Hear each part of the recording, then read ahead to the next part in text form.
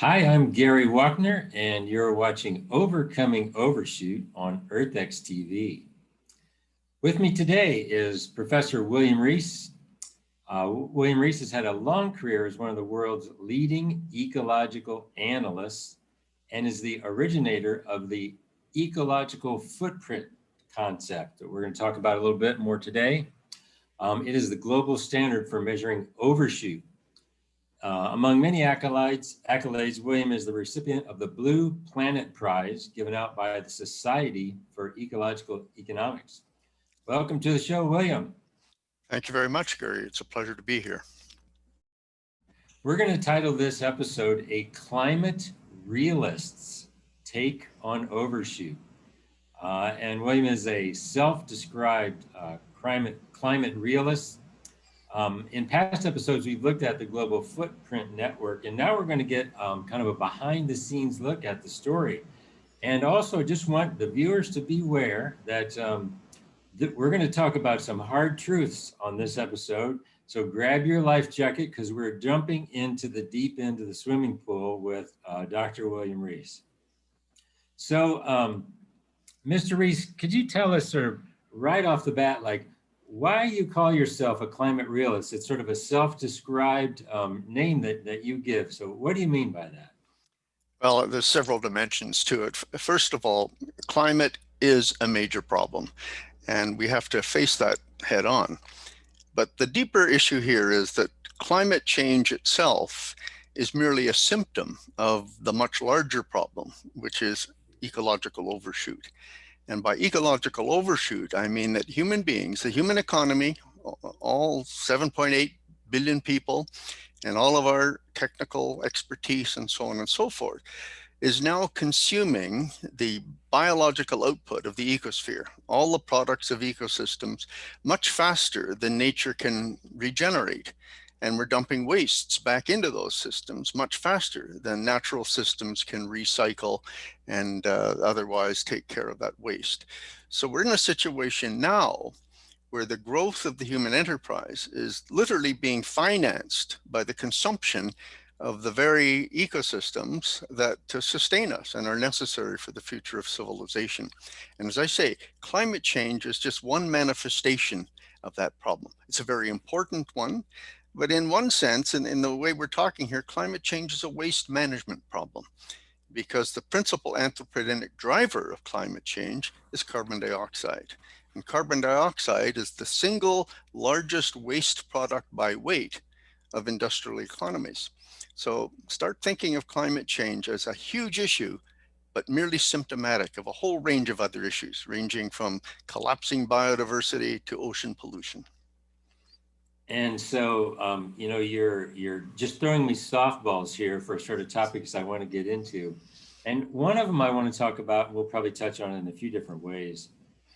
I would say that most governmental institutions, not all, but most, and also most environmental groups are singularly focused on climate change as if it is the sole problem, and it's a problem kind of in and of itself. Now, that's not completely true, I know, but it's like you hear about it all the time. But the way you just described it as a symptom of a broader problem of overshoot is different. And so, why do you think everyone's so focused on, climate change and doesn't always and often see the broader problem of overshoot? Again, it's a very good question, and it's a complicated answer. The obvious, I suppose, in on this is that the human mind has not evolved to think of complexity. No human being is capable of wrapping his or her mind around the full extent of the ecological problems confronting us at the present time. So, we evolved in a situation where problems came at us one at a time, relatively small scale, easy to solve. And so we tend to have a singular focus on the most immediate thing. And I think climate change is one of those issues that more and more people are becoming personally aware of because it's personally affecting them. And we're also seeing it more on television and so on. So other problems such as ocean pollution or plunging biodiversity, land degradation are much less dramatic. They're occurring at an accelerating pace. They're just as important, if not more important than climate change, but out of sight, out of mind. So there it is. The human mind is not really capable of grasping complexity. We tend to focus on the single most immediate problem, and that happens at the expense of everything else. So what I want to do in this episode is kind of run through a series of images, and most of them are figures or graphs, because I found these very compelling, and they're slides that you give in your talks. And I've also shared some of these on social media because I saw them and I was just like, aha to me. And so I really think these are compelling. The first one I want to look at is called, the title is Governments Incapable of Implementing Their Own Negotiated Climate Agreements. Did you see that image there? Yes, I do. And this is an image you sent me. And I would just want to talk about this in the context of Joe Biden, as well as all sorts of political people, elected representatives and U.S. senators, et cetera, are super excited about the new president's going to get us back into the Paris Agreement. Now, this slide suggests that that that is not exactly a panacea. So, kind of just talk us through this slide because you've been involved in some of these agreements and you've tracked them and followed them. So, talk us through this slide and give us your own spin on it. Well, basically, the slide shows two things. The first and most important is the continuous uptick in the atmospheric concentration of carbon dioxide, which is now approaching 414 parts per billion, or million rather. That's up about 45%. I can't remember the number on the slide, from pre-industrial times. So humans have had a massive effect on changing the chemical composition of the atmosphere. The second thing the slide shows is that, we've been aware of this, of climate change and the problems, well, certainly since the potential change since the middle of the 19th century, but scientists have been warning us for at least 50 or 60 years of how this is beginning to accelerate and should be taken care of. And accordingly, we've had something like 26 or 30 meetings, international conferences on climate change, and a half dozen major international agreements, the Paris Accord being the most recent. But as you notice on this slide, you cannot detect even a dimple in the uptick of that carbon dioxide level that corresponds with any of the events that have taken place in terms of our attempts to regulate this. So we've signed all these agreements. We've had all of these conferences. There's been all kind of high-sounding political chatter about how we must engage with this problem, but none of it has had any significant effect. Carbon dioxide emissions continue to rise. Now, COVID, the pandemic, is going to reduce emissions in 2020 probably by about 7 to 10%. But beyond that, the levels are still rising. In fact, I just read a paper this morning that suggests carbon dioxide levels won't even show a dimple from the pandemic. So the effect is simple, Gary. We can now say that 2020, the year just ended, is tied with 2016 as the hottest year in the instrumental record. The 6 hottest years, that's a half dozen hottest years in the instrumental record, have been the last 6 years. All 10 of the world's hottest years have occurred since the beginning of this century. So this is an accelerating event. Temperatures are now about a degree to a degree 0.2 Celsius above the pre-industrial average, and the direction is upward. So I don't think there's any chance whatsoever that we can successfully achieve the minimum increase of 1.5 Celsius degrees warming that the most optimistic of the Paris agreements Paris subtitles would bring us to. We are going to overshoot 1.5 degrees, and highly likely, if we remain on this current tack, we'll overshoot 2 degrees, which could be catastrophic. And so that's actually a nice segue to the second image I want to talk about. And that one is called CO2 mitigation curves for 1.5C. Did you have that one up? Yeah, I can see what we're talking about here. I saw this one on, it came across social media maybe about a year ago, and it was maybe a year and a half ago I first saw a version of this, and I've seen it updated a few times since then. And it was one of the slides that really started, I would say, moving me in what I would call your camp, which is more of a climate realist, because in my mind it depicts the difficulty of moving that black line, which is all the way near the top, to get all the way to the bottom. So, kind of talk us through this slide a little bit, and tell Yeah, us, tell it us ba- what it's doing.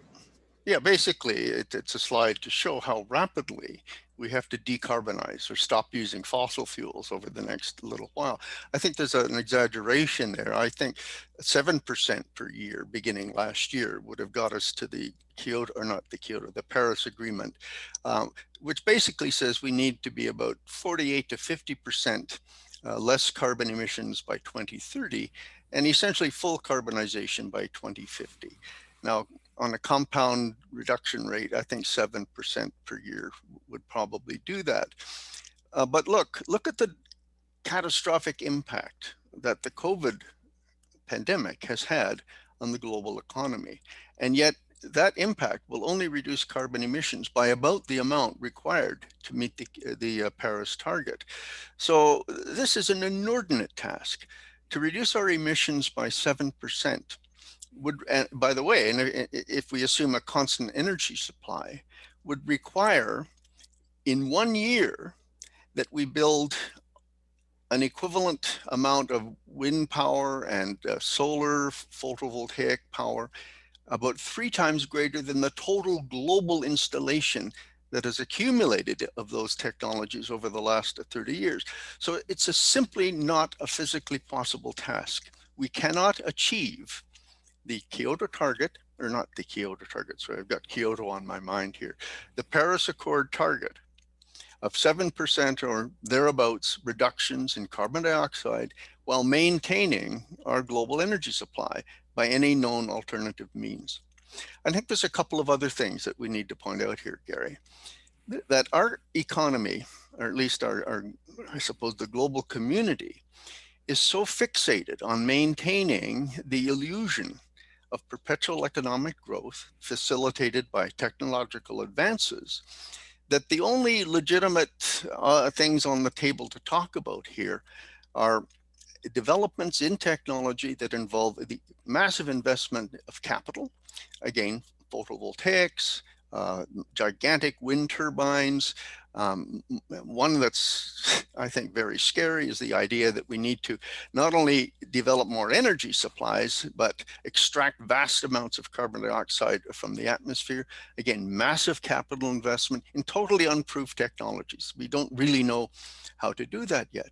But the bottom line here is that everything that we're allowed, in a sense, to discuss about it officially at the international level involve massive capital investment with the promise of billions or trillions of dollars of flowing through the economy to maintain high levels of unemployment and keep economic growth going.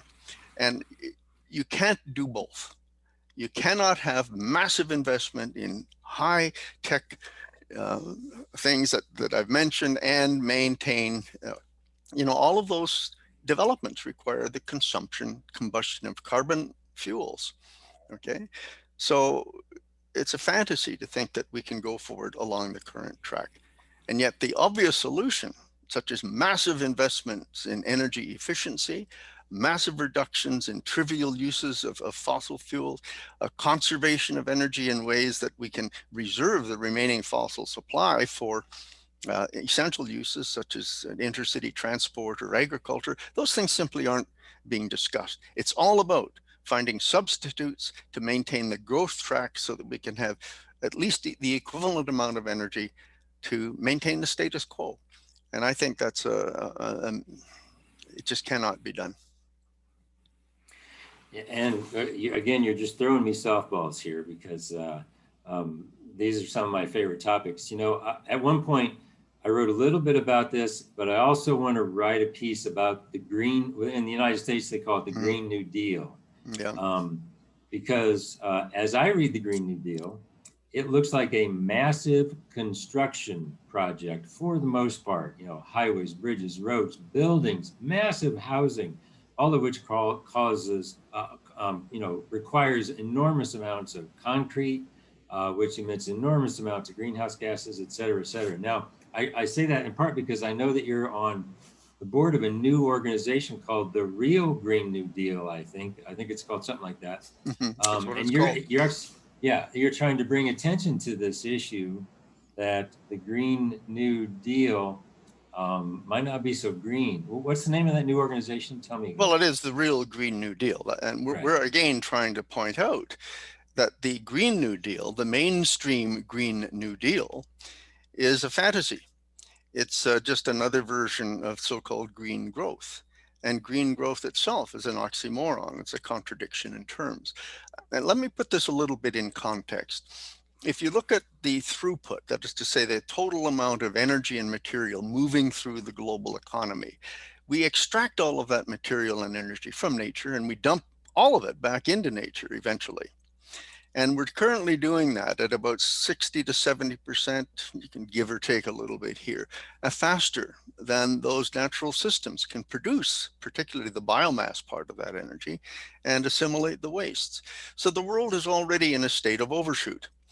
Even if we stopped right now at current levels of material and energy consumption and throughput, we're simply consuming the planet and will go down. It eventually will implode and take us with it. So we've got an enormous existing problem. Any program such as the Green New Deal, which, as you've described it quite adequately, depends on massive investment in new technologies, will require the combustion of vast quantities of fossil fuel.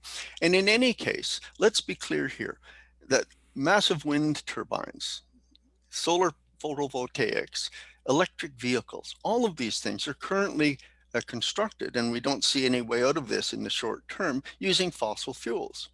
All of the infrastructure required to use them requires the use of fossil fuels. It is not really renewable technology at all. When you think of a wind turbine, the actual life expectancy in real use is somewhere between 15 and 20 years. So the turbine and much of the existing infrastructure has to be replaced after that time. Photovoltaic panels may last a little longer, 20, 25 years, but they too have to be replaced. And there's already, if you look, anybody can check this out online, the waste being created from the disposal of wind turbines and photovoltaics is already becoming massive, and yet we're only at a fraction of what would be needed to come close to substituting for fossil fuel. So to summarize, they're not really renewable forms of energy, they're replaceable forms of energy. Their replacement and manufacture in the first place, plus all of the background infrastructure that is required to transport and erect them and so on, all generated using fossil fuel. So it's a dead end street. And we have to recognize that this would be a profligate waste of fossil fuel. On the one hand, we do have to use fossil fuels for the foreseeable future, but why not redirect the remaining fossil budget? There's a limited carbon budget if we really want to avoid massive climate change, to those essential uses of fossil fuels until we can come up with a plan of some kind to let us descend slowly into the state of sustainability that we would all like to achieve eventually. And one of the other graphs I want to look at, because Sure. again, it was somewhat of an aha moment for me, is titled "The Annual Increase in Demand for Electricity Exceeds the Entire Output of Photovoltaic Electricity Installations." Um, and that this was in one of your columns that you wrote. So talk us through this one. Like, what is the blue line and what is the yellow line, and what does it mean? Okay, well, basically, yeah, that was using data from, I think, 2018. So in 2018, we had a situation, it was a great leap forward in the application of wind and photovoltaics, no question about that. But the increase in demand for electricity, and keep in mind that wind power and photovoltaics produce electricity. And what we really need is cheap, portable liquid fuels, right? But the electricity produced by wind and photovoltaics jumps up in double digits every year. But because it's starting from such a small base, if we have even a 2% increase in global energy demand, and this is what that slide shows, that in 2018, the global increase for electricity demand around the world exceeded the entire output of all the photovoltaic installations in place over the last 30 odd years. So as long as you have an economy, a global economy whose demand for energy is increasing at 2% or 3% per year, it's almost impossible to conceive that photovoltaics will catch up.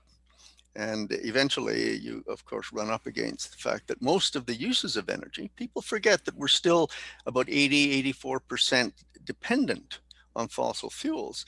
And many of the current uses of fossil fuels are not substitutable by electricity. You won't soon see, for example, airliners flying on electricity, or highway trucks for that matter, despite all the hype that we're seeing. The battery weights, at least with current technologies, it takes up most of the cargo space. So we've got some enormous technological problems here. And I'm not suggesting we should solve them, because that would imply maintaining the growth trajectory, which is really the major problem that we're talking about. We have to back off thinking about we can solve these problems and maintain our current growth trajectory. And so that And, slide basically is showing that growth itself is defeating even the remarkable progress that has been made in photovoltaics and wind power. and you know, part of what we're trying to do on the show is talk about, I would call, some hard truths Mm-hmm. that the public don't always hear, and people who are environmentalists don't always hear too. And you know, at least here in the United States, and I can speak, you know, from some level of authority here in the state of Colorado, because you know, we got a new governor, and you know, he's kind of a green governor, but he's pro growth, and he's also like pushing electric cars like crazy, and we're trying to phase out the coal-fired power plants, but the emissions are continuing to rise faster than the increment of, you know, renewable energy that's being created. And you know, the number of cars are going up so fast that even if you make more of those electric, you're still going backwards in terms of the amount of emissions caused by fires if you actually use the life cycle emissions Mm-hmm. of an electric car. I mean, it's just one example. And so I guess my point is, it's such a popular and easy story to tell. And the environmental groups, of course, are just, you know, got their cheerleading outfits, and they're shaking their pom poms, you know, right? And I'm Mm-hmm. not trying to degrade the governor, but everybody's shaking their pom poms like, this is it, this is it, this is it. And no one wants to hear what you just said. I mean, Yeah, no well, one, exactly. not the media, no one wants to hear it. Absolutely. And this goes back to what I meant by saying I'm a climate realist, because what you're describing is the unrealistic prospect, very politically popular, because the unrealistic perspective of the Green New Deal, for example, is that all we need to do is shift technologies and carry on pretty much as before. So if you take, you've mentioned it, I didn't bring it up, but the electric vehicle, um, an enormous quantity of very rare minerals and metals have to be mined in order to build electric vehicles. Now, these are extremely rare ores that are very dilute. So you may have to mine several tons of material to get a few grams of a particular rare mineral. All of this is done, 90% of it, with fossil fuel. And of course, you have, in addition to the mining, is the refining, the high heat processing and manufacturing, and on and on and on. And by the time we're done, just to produce the battery of a standard middle-sized electric vehicle, I'm told, it takes as much carbon dioxide as to build, or will produce as much carbon dioxide as building an entire internal combustion engine vehicle. And then you could drive that internal combustion engine vehicle for a couple of years before you've produced in total the amount of carbon dioxide generated by making just the battery for the electric vehicle. And of course, then there's the rest of the electric vehicle. So again, electric vehicles are a technological quick fix that don't fix anything. The 3 billion or 10 billion electric vehicles on the highways are going to be just as destructive as perhaps a slightly lesser number of fossil fuel vehicles. But nevertheless, this is not a technology that reduces the human ecological footprint. And as I say, and well, you've emphasized as well, most of the other technical fixes we're talking about here make people feel good, that they don't have to change very much. We can continue to maintain our current high-end material lifestyle without interruption because the technology is there to move us through. And I think this is very rapidly proving to be a grand myth that will unfortunately set a lot of people back. The next slide I'm bringing up, and I'm going to segue from something you just said, is called Proximate Driver, Population and Economic Growth Fueled by Fossil Energy. Mm-hmm. And of course, this is the classic hockey stick population curve. Um, and but I want to say something a little bit deeper about it, because you just said that people want to feel good, and that is such an important thing to recognize, and sort of an important problem, because I used to be much more involved in the mainstream environmental movement. And it's sort of like, in order to attract funders and keep the public somewhat excited, and to get people to show up to rallies, you got to do something that makes them feel good. And if you tell them that the electric cars are not the ticket, they're like, well, that just doesn't make people feel good. It doesn't attract funders. It doesn't attract publicity, et cetera.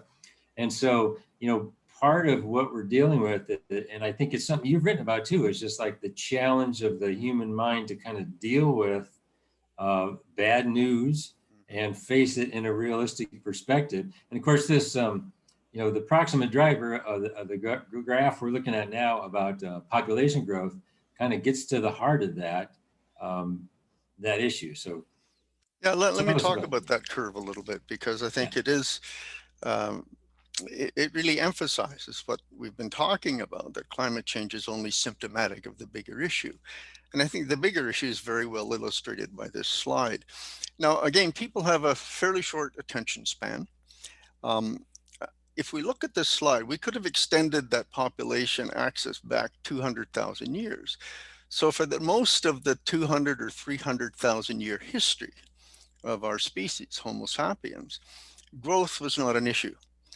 We simply fluctuated in the vicinity of carrying capacity at very low levels of population almost everywhere we lived on the planet. It wasn't until the last 200 or 300 years, when the Industrial Revolution got underway, that growth became fairly evident.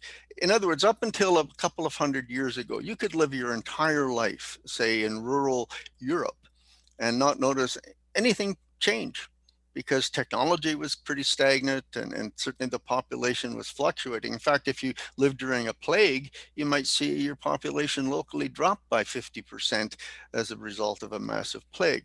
So we've got a rather interesting situation here, in that for the first 200,000 years of human history, no population growth. Then in 1/1000th as much time, we've seen this massive explosion in human numbers. It took 200,000 years or so to reach, what, 1 billion in the early part of the 19th century. But in just 200 years, we went up to 6 billion by the end of the 20th century. So that's an utterly unprecedented explosion in human numbers. And of course, since the end of the 20th century, we've gone up another 1.5 billion. So we're now at what, 7.8 billion people on planet Earth, most of whom have evolved or emerged in just the last couple of hundred years. So here's what I'm trying to really get at. Only 8 generations of thousands of generations of human beings have experienced enough growth in population and enough technological development in their lifetimes even to notice it. And yet we take this recent period of time as the norm. So everybody today thinks of growth at the rate of 2 or 3% per year is the norm, when we are actually talking about a period which is the single most anomalous or abnormal period in the history of our species. Here's something else most people today find remarkable. It wasn't until the 1950s, just 50, 70 years ago now, that governments even recognized that growth was occurring. So growth did not become a formal part of the official developmental program of any governments until the 1950s. That's how quickly this has come upon us. It was a total surprise. So again, I have to underscore that what young people today and all our business people think of as the norm is the single most abnormal period in human history. And let's talk a little bit about exponential growth, because that's really what we're talking about here. Exponential growth means that there's a constant doubling time. And at 2% per year, you will double everything in 35 years. Did you hear what I said? In 35 years. Now we're Right. in a Yeah. period of exponential growth. Now, what this means is, and it's easy to show with real numbers, that 50% of all the fossil fuel ever burned by human beings has been burned since 1980. 97% of all the fossil fuels ever burned has been burned since about 1940. So really, this enormous fossil burden that we've imposed on the planet is a product of my lifetime. Okay, in my lifetime, 90% of all the fossil fuels ever burned by humankind has been burned. If we double the economy based on fossil fuels, we will use in the next 30 years the equivalent of all the fossil fuels ever burned to date, essentially. So that's the nature of exponential growth. And we can say the same thing about just about everything. Most of the rare earth minerals used in high tech have been consumed in the last 30 years, just because of this enormous power of exponential growth. Um, I think we've really got to wrap our heads around the fact that that growth, this enormous increase that we have seen, is occurring on a finite planet that is not growing. So while our demands on nature have been doubling roughly every 35 years or so, the planet itself is constant in size and capacity. We've increased the productivity of some ecosystems through artificial means like fertilizer, but in the process, we've destroyed the living ecosystems of the soil, for example, and displaced most of nature. So our growth is being purchased, as I said right at the outset, by the elimination of the ecosystems, the species, and even some of the life support processes upon which civilization depends for its survival. So the real question is it realistic on a planet that is already 60 to 70% in overshoot to expect to increase the population by another 30 to 50% and more than double? Most economists expect the economy to double by, mid-century. If that doubling implies a doubling of throughput of energy and material consumption, then I don't think this can happen without destruction of the ecosphere, collapse of the climate system, collapse of ecosystems, collapse of fisheries and ocean systems that will take civilization down. One of our previous guests on the show um, talked about the issue of population growth, and and you've been around because you're not a young person like me, but in 1970, at an Earth Day in the United States, one of our guests pointed out that the environmental movement and the population movement was the same thing. In fact, what a lot of the genesis for Earth Day in the United States came from a guy named Gaylord Nelson, and overpopulation in 1970 was one of his big issues, sort of partly why he founded Earth Day, and why he moved it forward. Mhm. And in his biography, he laments the fact, of course, that environmentalism has stopped in the United States for the most part, stopped focusing on population growth. So there's been like this balkanization where the population movement has sort of gone off on its own, and the environmental movement, like almost all of it, refuses to touch the population, or we call it the P word. It's like the word that you cannot mention. Um, so and you've watched it and lived it. I mean, and I think it's happened somewhat in Canada also. And so, why do you think that is? Why can't environmentalists grapple with the population problem? Well, the bottom line is that for the last 40 or 50 years, anyone who gets serious in discussing population is accused of being racist. Because we see in the world a great divide here. We have the 20% of the world's people who use 70 or 80% of the world's resources. They're the overconsumers. And by the way, they've essentially used up all of the terrestrial carrying capacity. On the other hand, we see very large numbers, say 4 billion, of relatively impoverished people where the highest population growth is occurring. And so if those of us who are high-end consumers talk about population control, we are seen to be suppressing the rights of people in the third world to grow however they would like and to achieve the same levels of material life that we would have. So this is a long debate. It goes back. The first international meeting on population and environment or development held by the United Nations was 1992. And I happened to be part of what were called the pre-conference preparation meetings here in Canada. And I presented an early version of our ecological footprint model that showed that the major environmental problems on Earth were caused by the product of population times per capita consumption. I made some very elegant graphs and data to illustrate what I was getting at here. Now, keep in mind, we're leading into the very first major conference held by the United Nations on environment and development. So development on the one hand, environment on the other hand. We recognize there was a conflict to some extent between these. And I was trying to highlight the fact that that conflict originated in too many people consuming too many resources.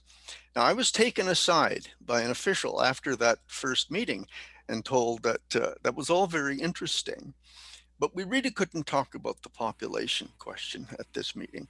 And for that matter, we really couldn't talk about overconsumption.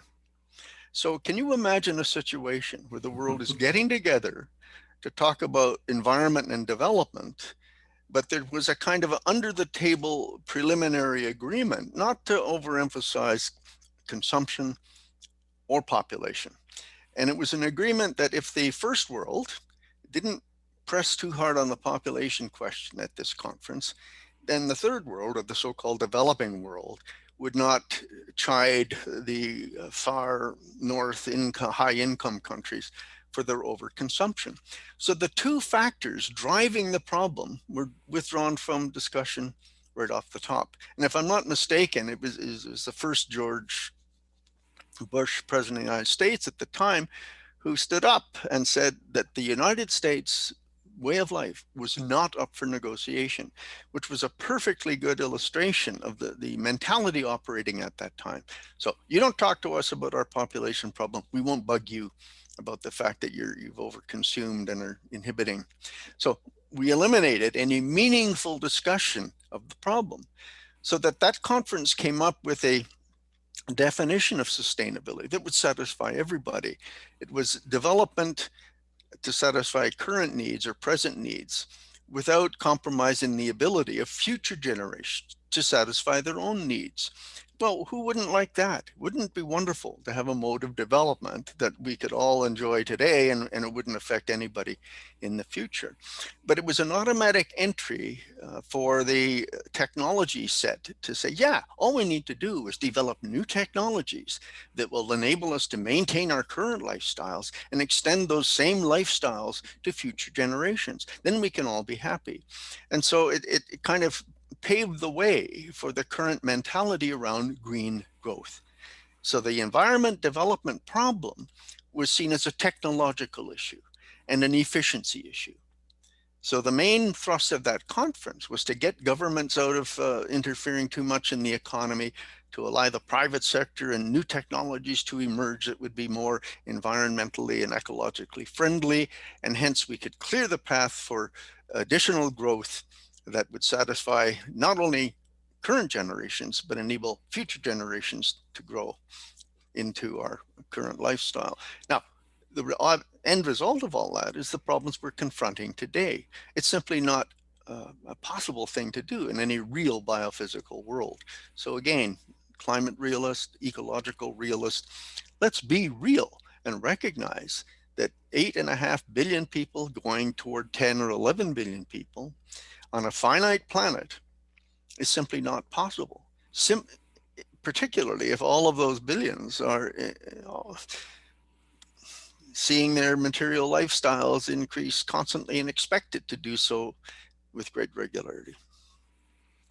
You know, when you created the ecological footprint model, and I actually find it to be rather groundbreaking.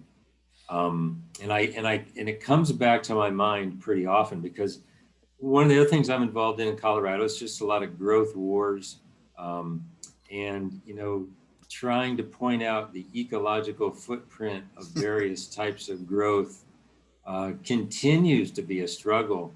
Because and then run into the same problem I'd ran into before because the environmental groups and the boosters of green growth and sustainability are just convinced if we just build more houses and pack them in tighter and create these little walkable neighborhoods and then give everybody electric cars that we're going to solve the problem. But what they don't get is the concept of an ecological footprint, that your footprint can actually be much bigger than than the footprint of your house, things like that. And in fact, that you can become more affluent and still stay in a nice little 2-bedroom condo, but your affluence itself has a big ecological footprint to it because you're flying around the world, you're doing this, you're doing that. This first came out with the concept of the Netherlands fallacy, which I think you've written about and talked about in the past. So kind of describe how what the Netherlands fallacy is and sort of why it's kind of hooked into the history of this concept of ecological footprint. Okay, let's define the eco footprint first of all. And it's important for people to realize that each one of us is kind of tied to Mother Earth with an umbilical cord. That umbilical cord is the means by which we extract resources from the planet and dump our wastes back into the earth. And the idea I came up with way back in the 70s and 80s was that we could probably quantify that. Just the question I asked myself, just lie in my bed looking at the ceiling and ask, just how much of the Earth's surface is necessary in constant production and waste assimilation to support just me in the lifestyle to which I am accustomed? And by the way, yes, I came up with that idea, but it's been developed by a group of very, very talented PhD students, in particular Matthijs Wackernagel, Dr. Wackernagel, who now runs the Global Footprint Network and is one of my top students. So yes, the idea has taken off. And we did develop a way to quantify how much of the Earth's surface is needed to sustain and support indefinitely an individual, a city, a country, indeed the whole planet. Now, one of the first countries we looked at in detail was the Netherlands. And I was invited after we had developed this little model of the Netherlands to a conference in Amsterdam. And it was a conference put on by the Dutch government for a very large group delegation of representatives from developing countries. And the question was, is the Netherlands a model for the developing world to follow? And many people thought that it was because the Netherlands seemed to be a miracle. It was a country with, I think at the time, the highest density of population in Europe, a very small land base. It was one of the highest income countries, so they had a very high standard of living. So how is it that a country with almost no land and resources could be among the wealthiest and best off on planet Earth? And wouldn't that be a good model for all of these developing billions of people to follow. And indeed, the individual who preceded me on the podium was a Dutch economist, a very well-known individual I knew a little bit. And he argued, yes, Holland is a perfect example because it showed that how through resource efficiency and technological ingenuity, a small land poor country could rise to the top. And then he made which at the time just stunned me, an error, and he said that not only do we have a very small land base, but we're so good that we have a surplus in agricultural exports. So here was this tiny country with almost no land bragging that it had a surplus of agricultural exports. Well, I was sitting on this huge pile of data to show exactly the opposite. What our information showed was that to sustain the Dutch population at the time, it required, I can't remember the exact number, but something like 5 to 7 times as much land outside of the Netherlands as was contained within the Netherlands. Moreover, we showed that Dutch agricultural exports, by the way, are usually in the form of highly processed meats and cheeses. You can buy Dutch cheese in any store in Colorado, I'm sure. And the point is that the fodder used in Holland to produce the milk and the meat and the chickens and so on that they then package is all grown elsewhere. So that Dutch agricultural exports, especially food exports, are high value added products. So that what the economist was talking about was the value of Dutch exports exceeded the value of Dutch imports. And to them, that's the balance of trade. Here was Holland exporting more agricultural goods and food products than it was importing. But if you look at the raw materials, completely the opposite was the case. So that the Dutch agricultural footprint was several times larger than the entire country of Holland. So the fallacy is that if you just think of the space you occupy by sitting in your chair as the amount of space you need on Earth, then you're just delusional. You know, the Cato Institute in Washington used to talk about the planet being hugely underpopulated. The Cato Institute folks at the time, I suppose one of their leading acolytes was Julian Simon. He argued, you know, the greatest human resource is the human mind. He pointed out, I think it was him, that said even petroleum wasn't a resource until the human mind figured out how to use it. So it's human technological ingenuity that is really the greatest resource that humans have. And there's a great deal of truth to that. They used to argue that you could put the entire global population in the state of Texas living in single family homes and still have space left over. So clearly, as anybody who looks out the window of an airplane can see, the Earth is mostly uninhabited. It's simply ridiculous to talk of a population problem if you could put everybody in Texas and have all that land left over. But if you add to each of those people in Texas, if they're typical Americans, if we got them all up to, they'd need about 15 acres or 8 hectares. So that would be 20 acres at least of land per capita to produce all the biological products that they consume and to assimilate just their carbon wastes. Suddenly the Earth is full, even though everybody's living in Texas, because each of us has an ecological footprint as much as 20 acres if you're a North American, larger, well, just 20 acres, which is a hell of a lot larger than the space you occupy. So that's really the problem here, that people do not understand that they are attached to the planet. They have a placenta, as it were, on the planet of about 20 acres from which they extract all the nutrients needed to keep themselves in good shape and to export their wastes. And when you add up all of those human placentae, they more than cover the Earth by about 70%. Do you get what I'm talking about, Gary? Yeah, absolutely. Yeah. It is an overcrowded planet, whether we Yes. are visually able to see it or not. Yeah. And you know, as we wind down here, I want to hit one more image, and then also talk about a piece you wrote about 11 key steps we need to take to fix the problem or try to work in the right direction. And one image is called "Managing the Plague," and I sent this to you just a little bit ago. And you know, because I like this image because we've spent so much time here now on Earth in Canada and the United States talking about bending the curve of the coronavirus epidemic. And this one uses the same sort of curve concept about how we need to bend the curve towards sustainability. And so, what are your thoughts on that one? Well, again, if you look at the huge explosion of human numbers, and it's just not population. Keep in mind that the population has grown by a factor of 6 or 7 in just 200 years, but the economy has grown by a much larger factor than that.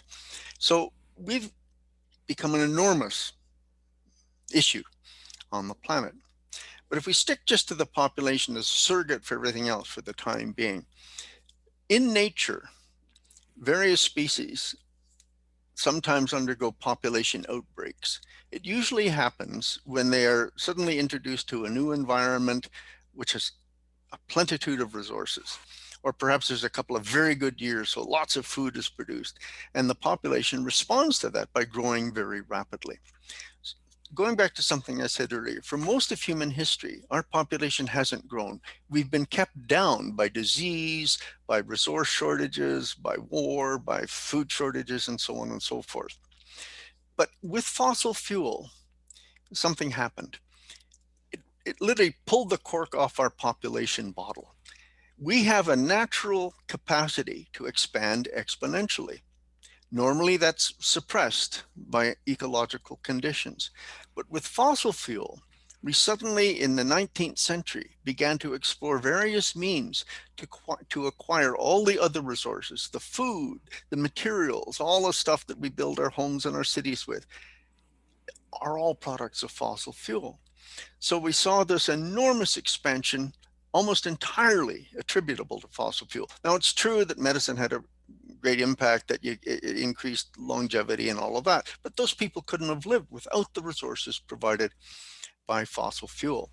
So if you look at the human population explosion curve here, it resembles a population outbreak in other species, including plagues of locusts or even the pandemic. In fact, I've just written a paper comparing the pandemic to the human population issue. And they're all motivated or driven by this exponential growth function. Now, in nature, an outbreak like this invariably depletes its environment, or becomes disease ridden, or is otherwise slammed back. No species in nature has a population that expands indefinitely, and humans are going to be no different. So what I'm arguing is that if you look at that population curve in that slide we saw a moment ago, it resembles a one-off plague phase outbreak of any other species in nature. And it will end by collapsing, by coming down, either because we decide it's time to get this population question under control, or nature will slam it down by climate change, an increase in disease. Look, the pandemic is a product of population. It's too many people living in high concentrations, so the disease spreads rapidly, but it's also a transmission from animals. We're now eating bush meat and bringing animals into markets that are there's hundreds of thousands of potential viruses that could infect the humans, and some of them will. There will be 2 or 3 more plagues by the end of this century if we carry on at the present rate. So even the plague of coronavirus is a factor of human overpopulation, and our own population it resembles exactly the curve of the growth of the coronavirus. So what I'm arguing in that last slide is that if we get serious about solving our problems, the curve that we want to bend down, is the human population curve. We have to reduce the human population below the long-term carrying capacity of planet Earth. There's no way around this.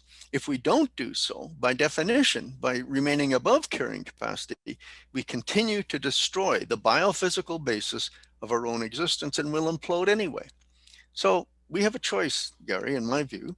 It's to, first of all, recognize the nature of the problem and either let nature take its course, and that will be kind of grisly, or come together as a global community, exercise the intelligence and our analytic capabilities to plan a controlled descent of human numbers and the scale of the human enterprise so that we can learn to live with greater equity well within the means of nature. That is a perfect way to end the show. You know, we do call it overcoming overshoot, and Mhm. so I know you've made a career about sort of measuring overshoot, and but in the last decade or so, you've been writing more about overcoming overshoot. And one of the pieces you wrote was 11 key steps to try to fix the problem. And I think you hit on a few of those there in the last sentence. William, thank you very much for being on the show here. We really appreciated your comments. And again, for me personally and professionally, a lot of aha moments in your slides and everything you say. Well, it's been a pleasure being here, and I hope we do a little bit of good. Thank you so much, Gary. I'm Gary Wockner. I just want to thank you all for watching Overcoming Overshoot here on EarthX TV.